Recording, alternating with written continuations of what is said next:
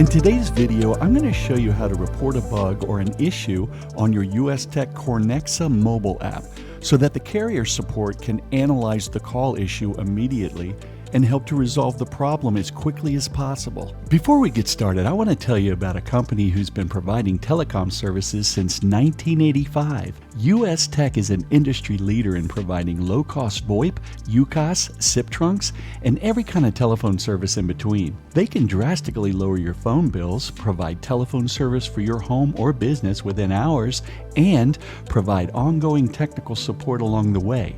That's US Tech. Call, text, or chat today and let US Tech do the work for you.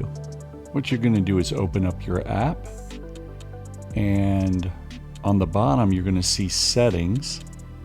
You're going to click on Settings, and then you're going to click on General, and then about halfway down you'll see Report a Bug. You're going to click on that, and if you have a case number, go ahead and click on that and put in the case number that your technician gives you. If you don't have one, that's okay.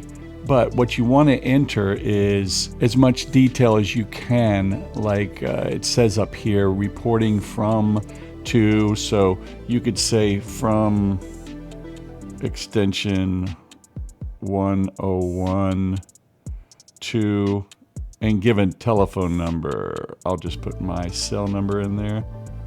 Or you can put a meeting number in there if it's a video meeting, and it's going to want the date and time. So you can put 10/25/24 is the date of this video, and the time is, and give a description of the issue. Call dropped after 3 minutes. Or you can put something like, call quality was very bad. Or you can put something like, I could hear customer, but customer could not hear me. And something like that, as detailed as possible. And if you do have a call number that you called or a number that called you, give that as well. They'll be able to see the call, they'll be able to see the phone type, the latest software, and be able to determine what the problem is if you can use this report a bug. And then after that, you're just going to push submit, and that's all there is to it.